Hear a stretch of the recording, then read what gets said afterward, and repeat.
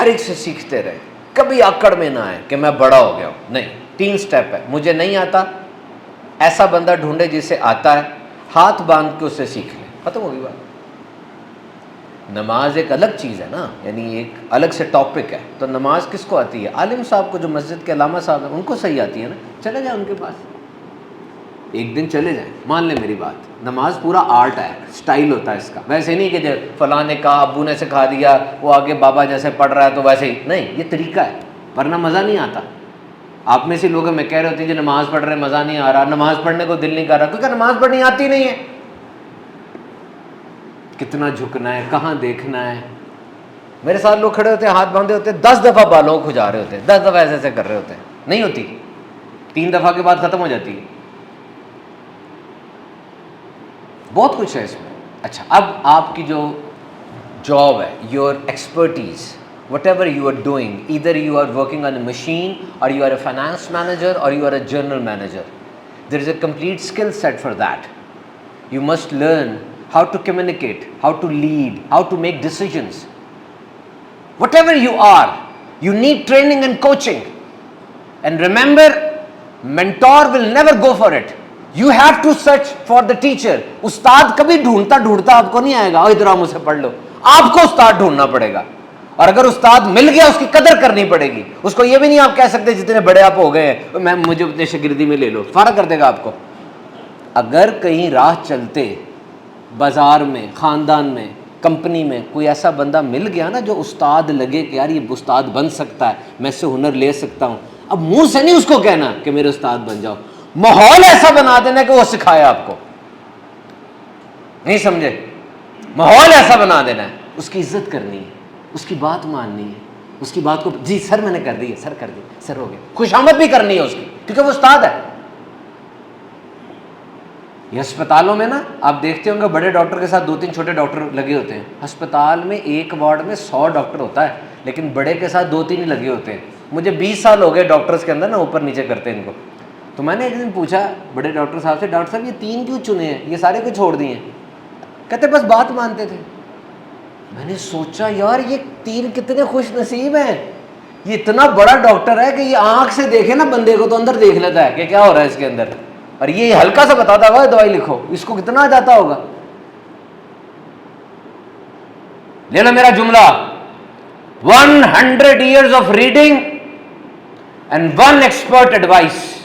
100 سال کتاب پڑھتے رہو اور دوسری طرف کسی قابل آدمی کے 5 منٹ لے لو, برابر ہے کہ نہیں؟ خاص طور پہ جو مشین پہ کام کرتے ہیں مجھے بتائیں, جتنی مرضی کتابیں پڑھ لو مشین چلانا آئے گا, جتنی مرضی کتابیں پڑھ لو تیرنا آئے گا, جتنی مرضی کتابیں پڑھ لو ہوائی جہاز اڑانا آئے گا. کسی مشینسٹ کے ساتھ کھڑا ہونا پڑے گا, وہ بتائے گا اتھو انج کرنا ہے, اتھو انج کرنا ہے. آپریشن والے کے ساتھ کھڑا ہونا پڑے گا, وہ بتائے گا چاقو یہاں مارنا ہے.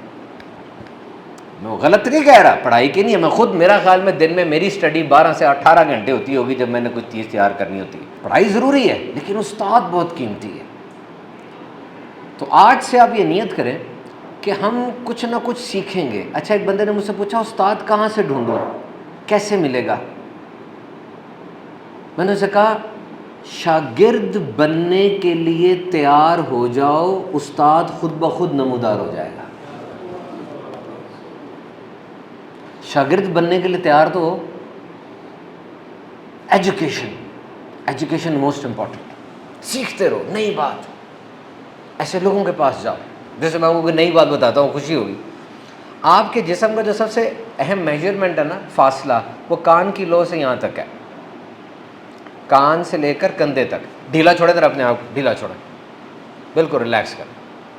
اب یہ فاصلہ, اب ایک یہ طریقہ ہے, یہ کم ہو گیا نا, اس کا اندر میں پریشان ہوں, اینکشس ہوں, ڈرا ہوا ہوں, مجھے ماحول برا لگ رہا ہے, مجھے آپ سے ڈر لگ رہا ہے. ارے کہ یہ اب میں ریلیکس ہوں.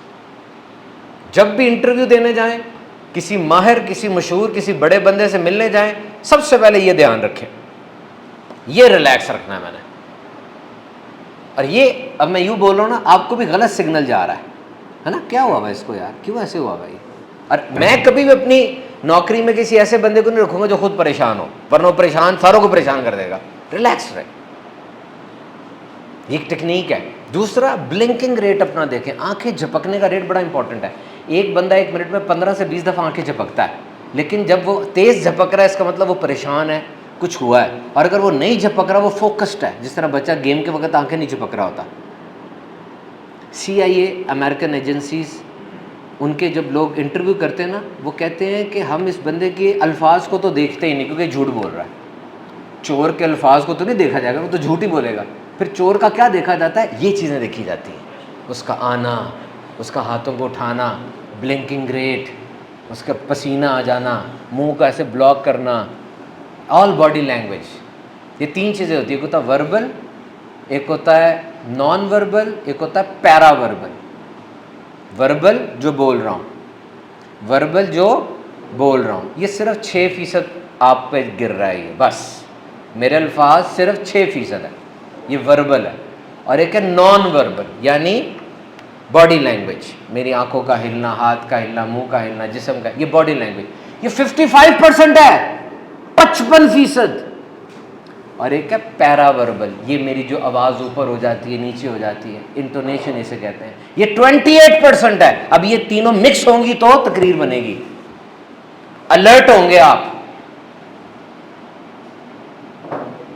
اب سوچ لیں, جس مقرر کو آپ سنتے ہیں, جس تقریر کرنے والے مولانا کو آپ سنتے ہیں, اور یہ تینوں چیزیں ڈال کے دیکھیں, وہ اس طرف کان جائے گا تو سنے گا نا آگے. تو بلنکنگ ریٹ آپ کے کنٹرول میں نہیں ہے. ابھی تو آپ کنٹرول ہو سکتا ہے کر لیں کہ میں نے آپ کو سمجھا دیا ہے, ورنہ یہ ایک ایسا پیمانہ ہے جو کہ دنیا بھر کے انسانوں میں اوکے ہے, because you can not shift. جب آپ پریشان ہوں گے آٹومیٹکلی آپ کا بلنکنگ ریٹ بڑھ جائے گا, آنکھیں جھپکنے آپ تیز شروع کر دیں گے. یہ باڈی کا سیفٹی میکینزم ہوتا ہے. تو knowledge is very important my dear.